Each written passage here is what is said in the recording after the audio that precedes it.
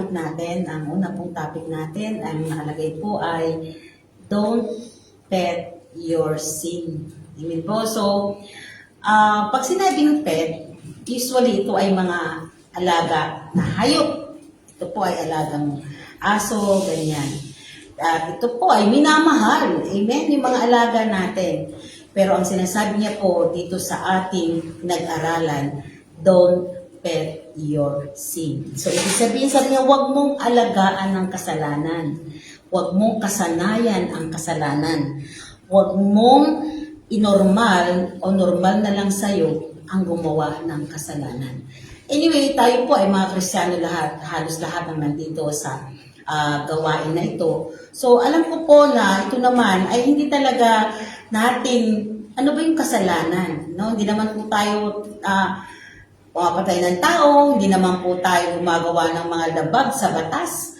Amen? Pero ang sinasabing kasalanan ko dito ay yung mga bagay na maliliit o malalaki na nagagawa natin. Sabi niya po sa Proverbs 28, verse 13 sa The Living Bible, a man who refuses to admit his mistakes can never be successful. But if he confess and forsake them, he gets another chance. So, ibig sabihin, sabi niya, ang tao daw po, amen, na hindi ina-admit ang kanyang kasalanan, ay hindi ito magkakaroon ng katagumpayan. Pero, yung mga tao na nagko-confess o nagpapahayag, sinasabi ang kanyang kasalanan, nagkakaroon po ng another chance.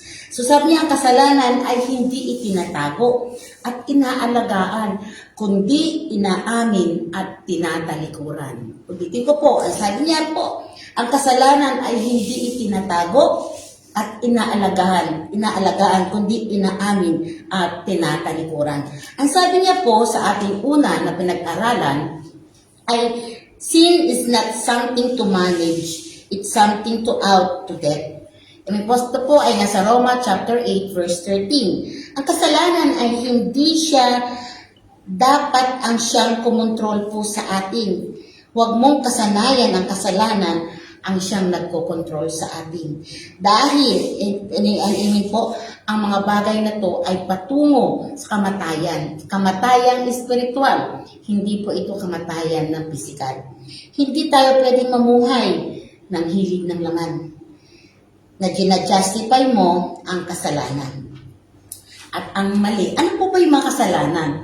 Ano ba ang kasalanan sinasabi dito? Mga maling gawain o isa sa kasalanan dito ay yung tinatawag nilang kasinungalingan. Amen po? Kasalanan po yan. Maliit o malaki, ito ay isang kasalanan. Kung tayo po ay isa po, no? Ang pinaka madali na naghagawa o sinasabi ng limon na bubulong sa atin ay yung kasalanan na itatago ang mali. Sabi niya po sa Romans chapter 8 verse 13, for if you live according to the sinful nature, you will die. But if by the Spirit you put the death and misdeeds of the body, you will live. Ang sabi niya po sa verse 12 po muna natin, sabi niya, wala tayong pananagutan sundin ang laman. Amen po. Ang laman po natin, amen, ay mula ulo hanggang paa at kasama po dyan ang ating mga mata, ang ating bibig, ang ating tenga. Amen po, upang mamuhay ayon sa katawang makalaman. Ang sabi niya po sa verse 13 ng chapter 8 ng Romans, ngunit kung pinapatay ninyo sa pamamagitan ng Espiritu ang mga katawang makasalanan, mamumuhay kayo.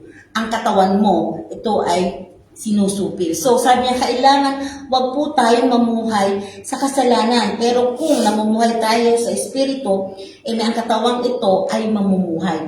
At ang katawang ito ay sinusupil. So, ibig pong sabihin, kailangan po natin na supilin ang katawang ito. Amen po? So, sabi niya po sa number 2, what you tolerate will eventually control you.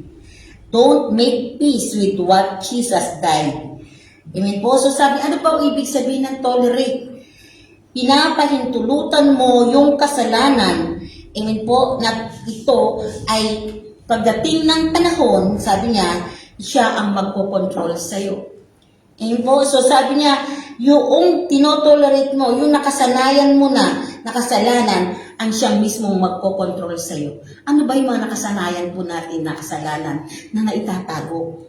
Sabi niya po sa Roma chapter 6 verse 12, sa Living Bible, do not let sin control your pony body. Yung pong pony is yung kahinaan ng ating katawan.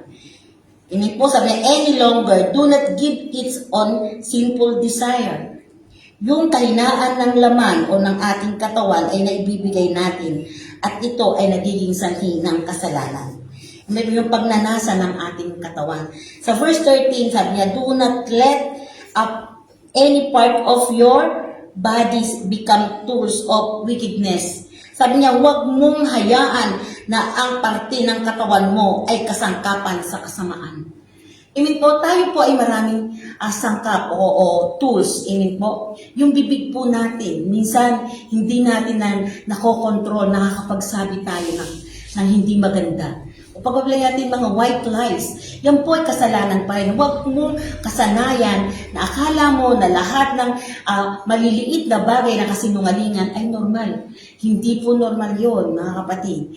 Amen? Ang mali ay mali at hindi pwedeng ito kahit ay maliit o malaki na kasalanan, yan po ay kasalanan pa rin. Amen po? Huwag po natin hayaan na ang bawat parte ng katawan natin, lalo na yung pananalita, mga mata, amen po, yung pag-iisip po natin, amen po, ay suplilin po natin. Kahit po tayo mga Kristiyano na may time na ganun.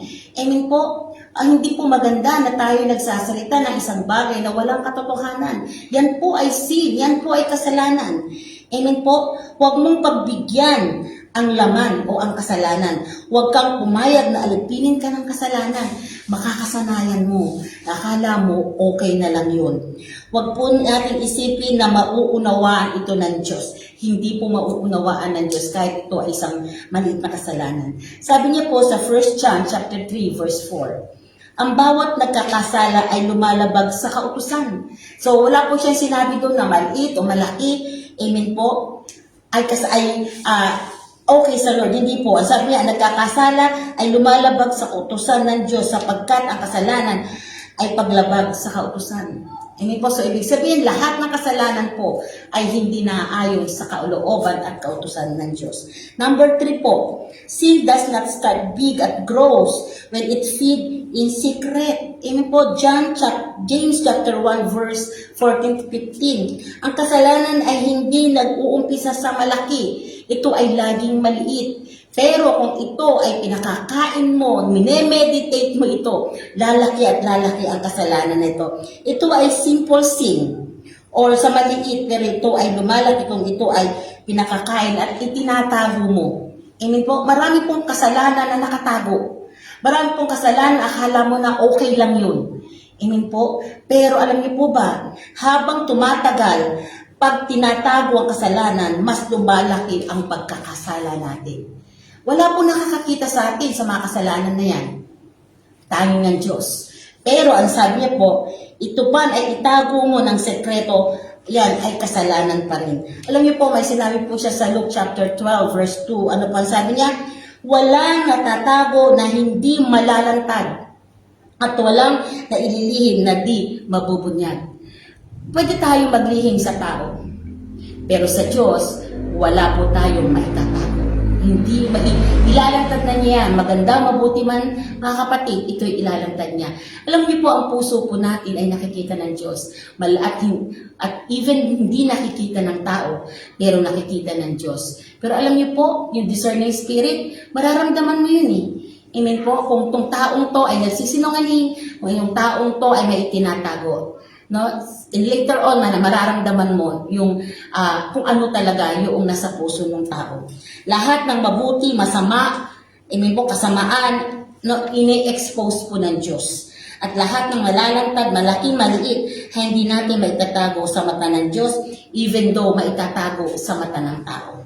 So ito po ay siguradong ilalantad at ilalantad ng Diyos. Kaya huwag po natin bigyan ng reason, amen po, ang kasalanan sa buhay po natin. Number 4 po, stop flirting what's fighting your future. Compromise now will cost you later. 2 King chapter 23 verse 14. Itigil po na ano po ba yung flirting. Hindi po maganda, no? Pagka tinagalog mo. Pero ang pinaka-ano po yun is huwag mong laruin. Amen po, itigil mong laruin o paglaruan ang pinaglalaban mong kinabukasan. Sayang. Amen po. So sabi niya, huwag mong paglaruan, huwag mong laruin ang pagiging Kristiyano mo sa pamamagitan lang ng kasalanan na nakatago. Amen po. Huwag kang manatiling nasa kasalanan o nasa mali habang pinaglalaban mo ang iyong kinabukasan. Pag sinabi mong compromise sa pagbibigay, amen po, kino-compromise mo yung isang sitwasyon na ayaw ng Diyos. Ikaw lang ang may gusto, kaya umuuna ang Diyos. Amen po, kahit hindi pwede, pinipilit po natin maging pwede. Maging pwede kahit hindi dapat at hindi pwede. Yan po yung compromising. Nakikipagkasundo ka kahit mali, kahit puro mali at hindi pwede. O, kasinungalingan. Amen po, hindi ko na po i-elaborate yung 2 King, no, chapter 24:14. Ito po yung reforma ni Hosea, kung paano niya binasa, amen po, yung Book of Covenant sa mga taga-Jerusalem. Amen. At lahat ng mga Diyos-Diyosan na yan ay pinatapon niya, amen, sa loob. Okay po, so hindi ko na po iisa-isahin yun. Sabi niya, huwag ka makipaglaro sa kasalanan. Kasi ano man ang itanim mo yun, yun pa rin ang aanihin mo. Ang future mo ay nakabase sa kalooban ng Diyos. Ulitin ko po, ang future mo ay nakabase sa kalooban ng Diyos. Hindi compromising o pangsamantala. Kasi babayaran at babayaran mo yan later. Amen po, hindi mo dapat nilalaro ang kinabukasan mo. Ibig mong sabihin, kailangan diretso po tayo. Sabi niya po sa Psalms 119 verse 2 to 3. New Living Translation po ito. Happy are those who obey His decrees. No, masaya ang mga tao sa ang mga utos and search, no, paghahanap for Him with all their heart. They do not compromise with evil and they walk only in His path. Okay po, sabi niya, mapalad ang sumusunod sa kanyang patakaran, buong pusong naghahanap sa kanyang kalooban. Ang gawain ay matuwid, namumuhay silang ganap sa kanyang kalooban at doon sila lumalakad. Amen po, so sabi niya, papatayin ang kasalanan, ang siyang pumapatay sa iyo, papalayasin mo. Paano po? Alam naman po natin kung paano. Amen po, dahil sa Diyos ay may kalayaan. Amen po. Maganda po na hindi na itatago, no, yung inaalagaan yung mga kasalanan na yung mga mali, kasi ilalantad at ilalantad din po ng Panginoon. Amen po. So yan lamang po, at ito po si Pastora Ellie. Amen. Salamat, Pastora Lea. Magandang gabi po sa bawat isa sa atin. At yun nga po, nandito na naman po tayo sa every Friday po na Rema Pills sa prayer meeting po. Dito po sa Rema, sa bawat linggo po ay may mga tinuturo sa atin, at kung ito ay ating isasagawa, ito ay makakapagpalakas sa atin, makakapagpatibay ng pananampalataya, at makakapagpalago at makakapagpabago ng buhay po natin spiritually and physically. Alam niyo po, yung topic po natin ay nagpapagising sa mga Kristiyano. Don't pet your sin, kasalanang inaalagaan. Tandaan po natin na ang kasalanan ay huwag po nating alagaan sa ating buhay. Dahil nagdudulot ito ng kapahamakan. At ang kapahamakan, nagdudulot ng kamatayan. Pag sinabi mong pet, nilalagay po minsan natin sa ating isipan ng pag-aalaga. Dito po sa Rema, marami pong mga mahilig sa pet, ano po, yung pong pag-aalaga ng aso, yan, yung mga pusa, ganyan po, no? At ewan ko lang kung meron pa pong ibang alaga, kambing o hindi na po yun. Okay po, at kung ang alaga po natin ay aso o pusa, kasama po sa proper pet care ay ang pagpapakain ng iyong alaga. Amen?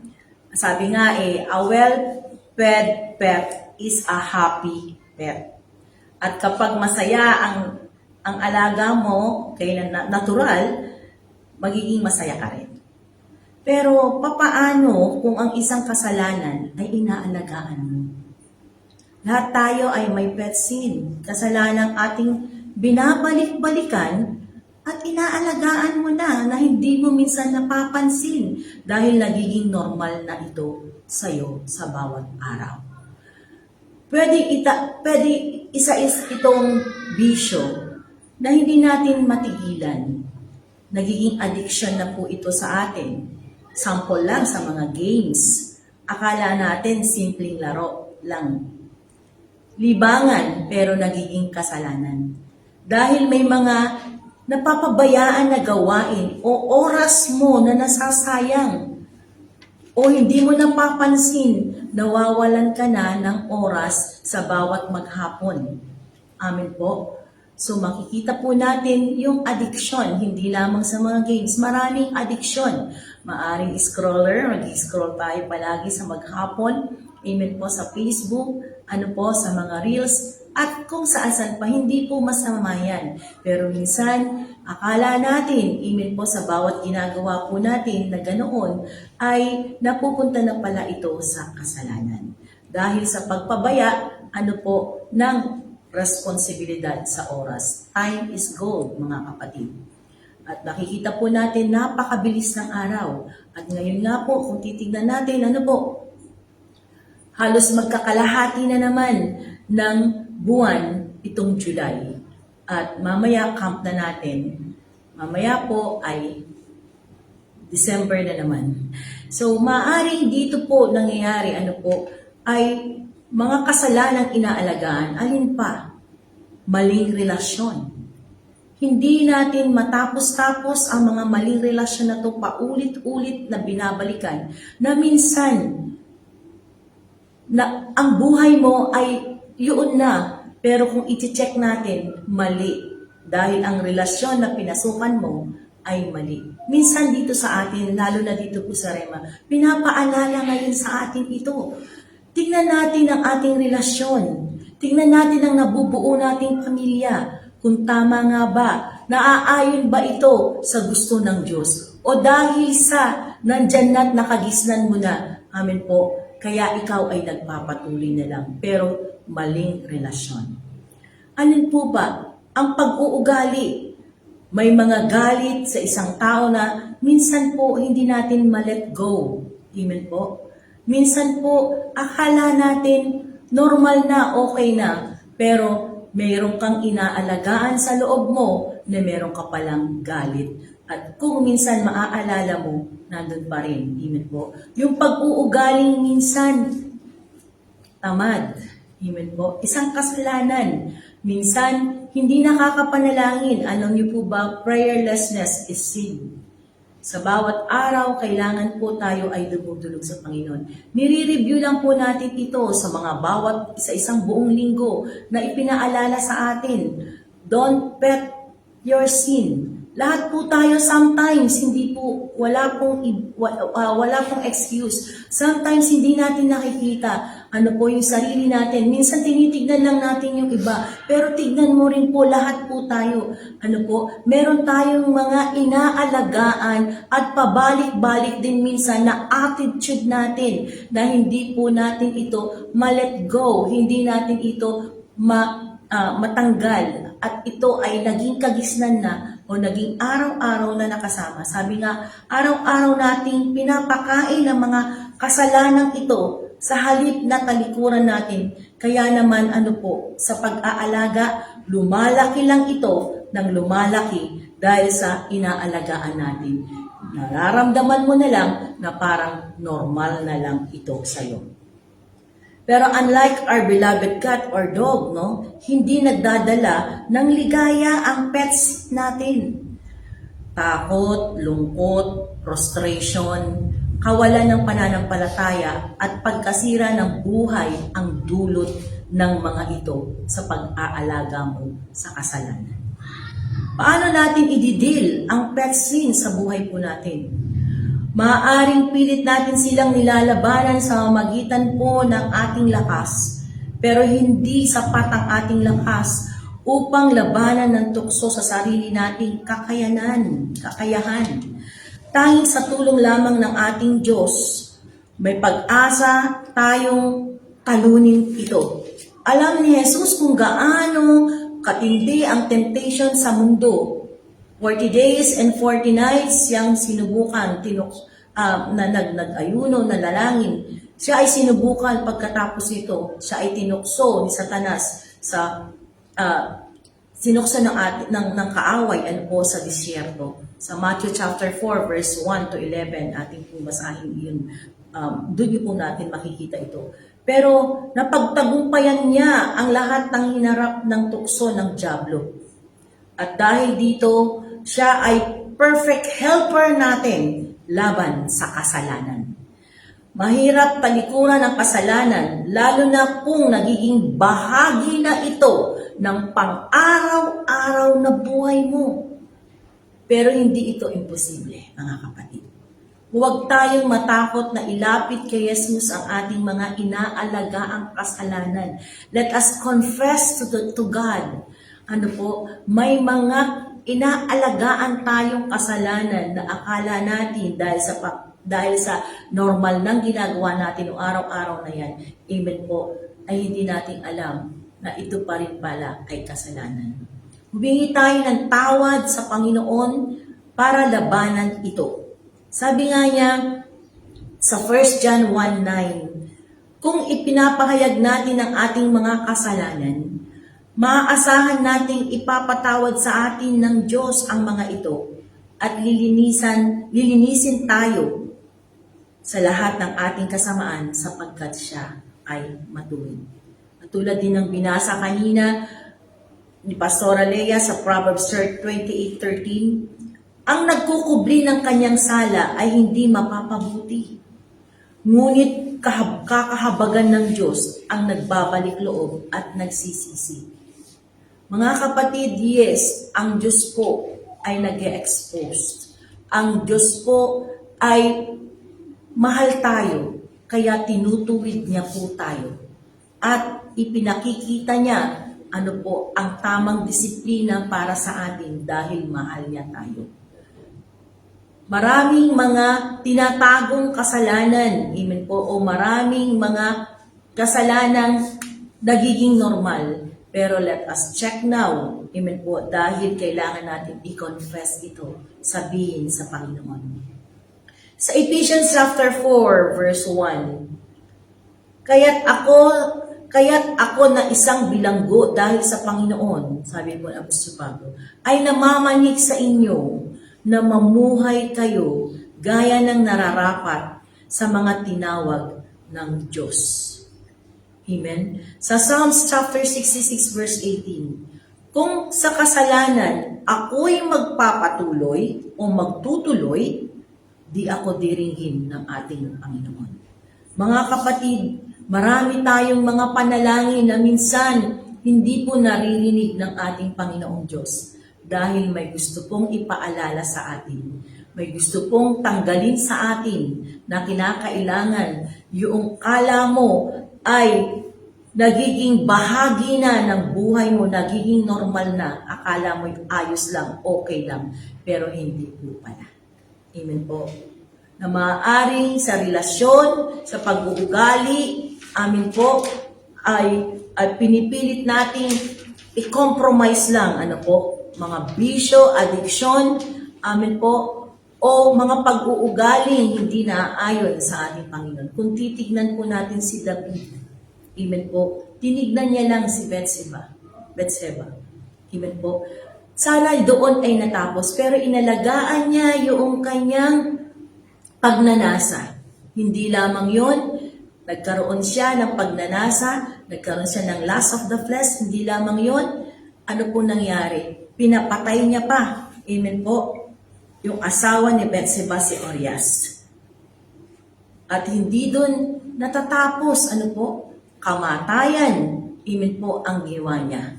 Mga kapatid, dahil din po naman si David ay mahal ng Diyos, kaya po siya ay humingi ng kapatawaran. Amen po. Ganon din po tayo mga kapatid. Tayo po ay merong mga pagkakataon na kailangan ang ating mga itinatagong o inaalagaang kasalanan ay i-confess natin sa Panginoon. At sa magitan ng pananalangin, doon magkakaroon kayo ng sapat, amin po, na pakikipag-isa sa Panginoon upang marinig mo ang tinig ng Diyos para sa pagbabago. Amen? So nawa po, wag po natin alagaan ang kasalanan.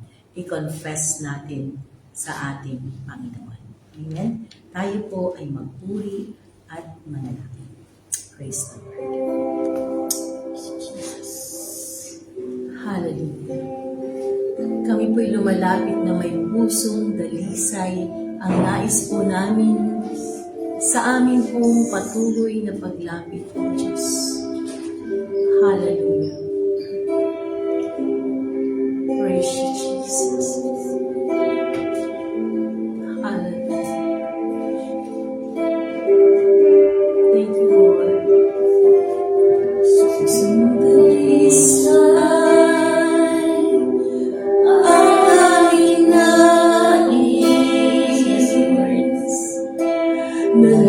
Nalikain, O Diyos, para sa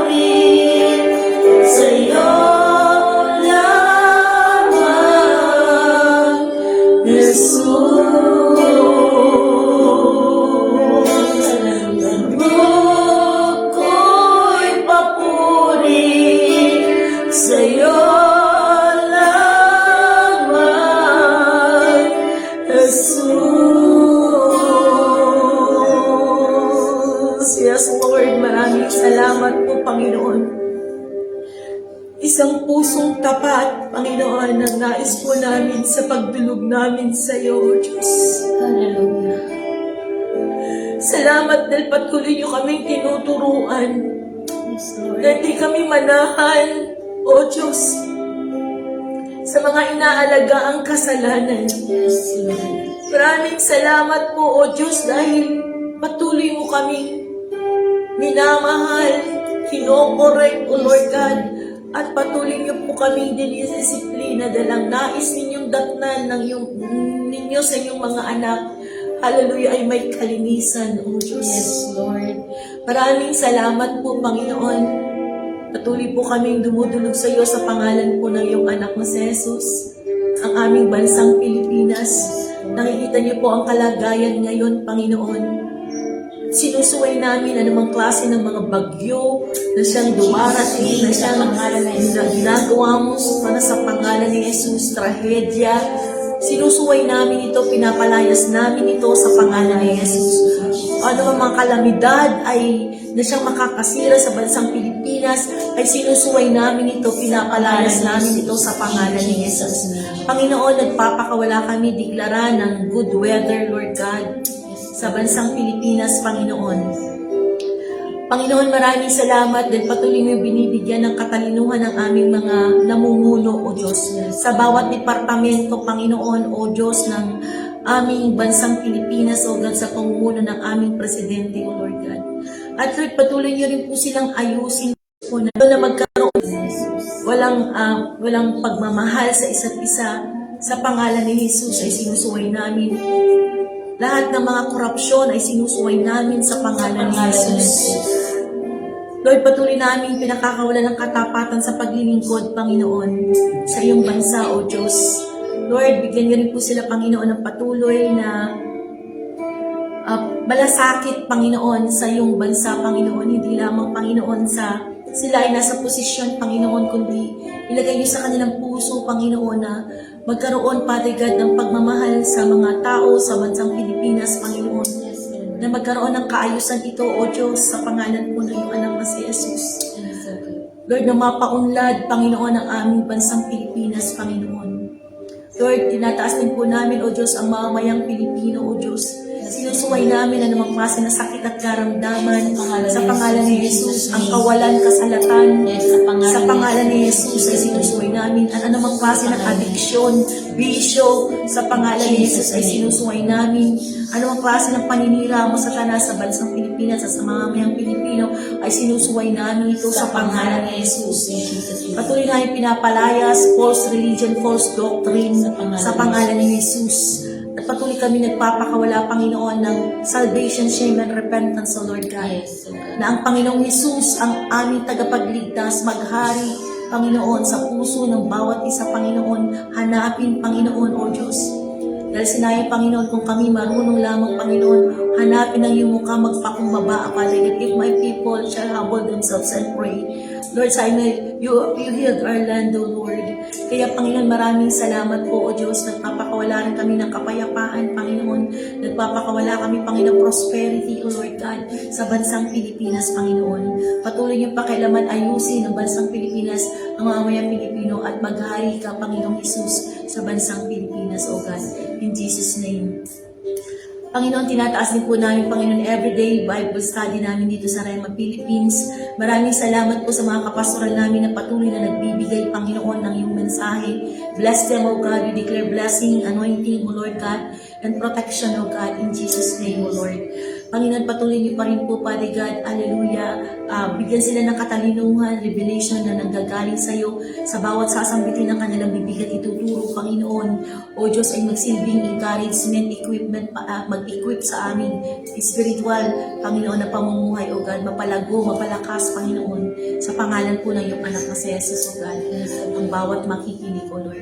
Salamat din po, Panginoon, O Diyos, sa bawat bubuksan pa na simbahan.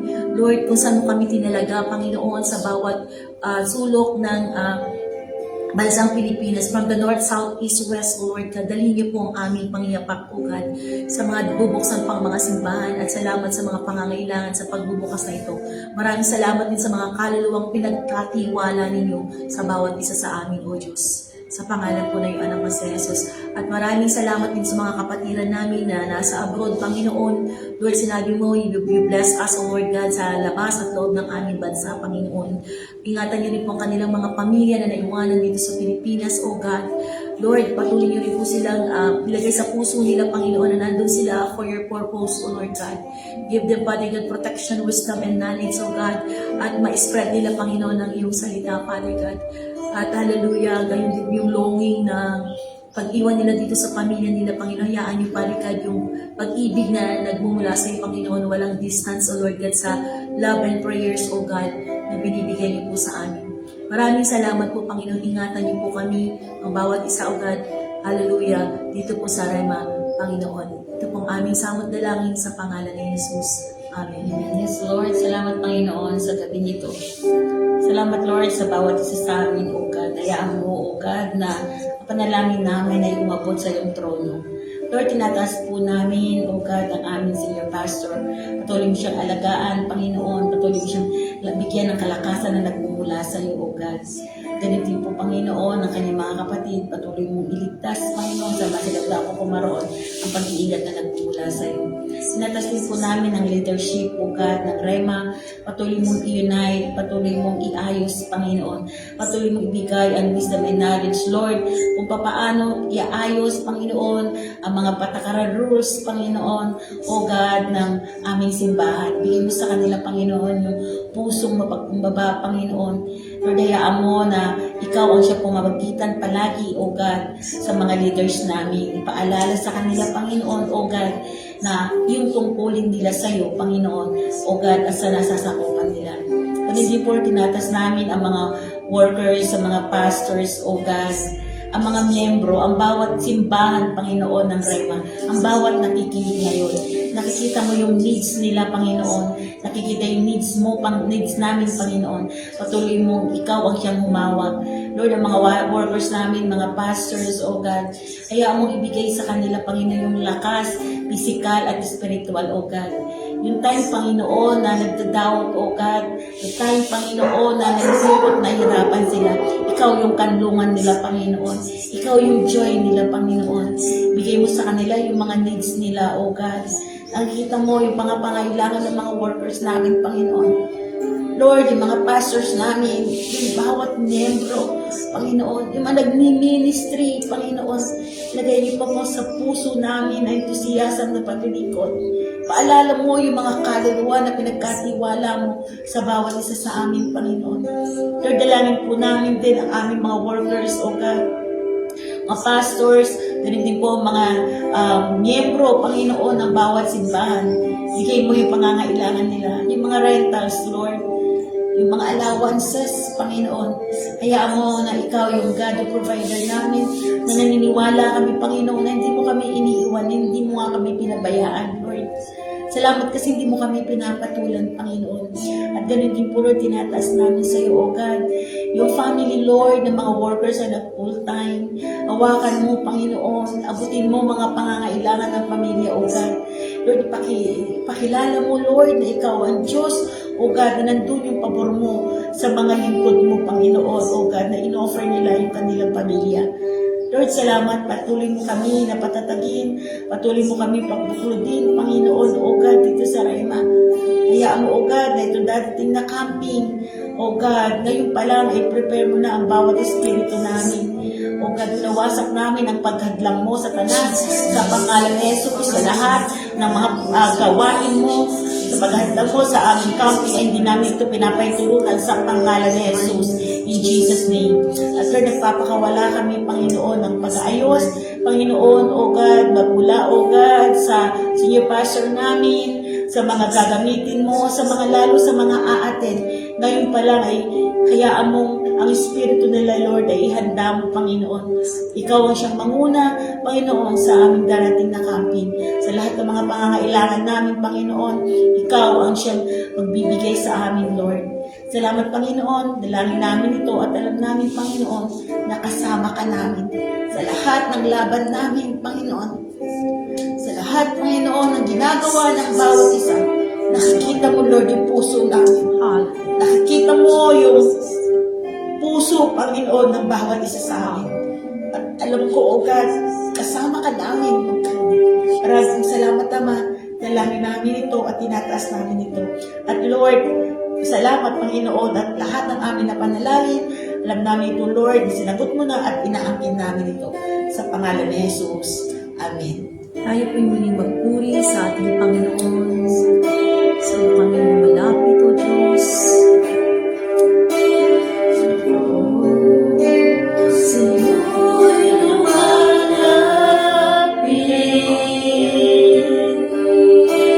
Sa iyo, mahal naming Panginoon, nagpapasalamat sa iyong pag-iingat sa bawat araw ng ating buhay. Aking nararamdaman pag-ibig mo't katapatan, kahit na kung minsan sa'yo'y nagkukulang, patuloy mo pa rin minamahal. Awitin ko ang kabutihan mo na di nagbabago. Mananatili ka kailanpaman dito sa puso ko. Panginoon, sa'yo lamang ako'y awitin ko ang kabutihan mo na di nagbabago.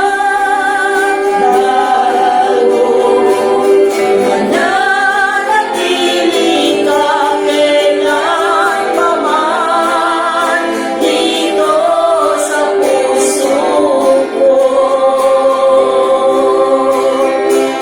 Panginoon, sa'yo lamang ako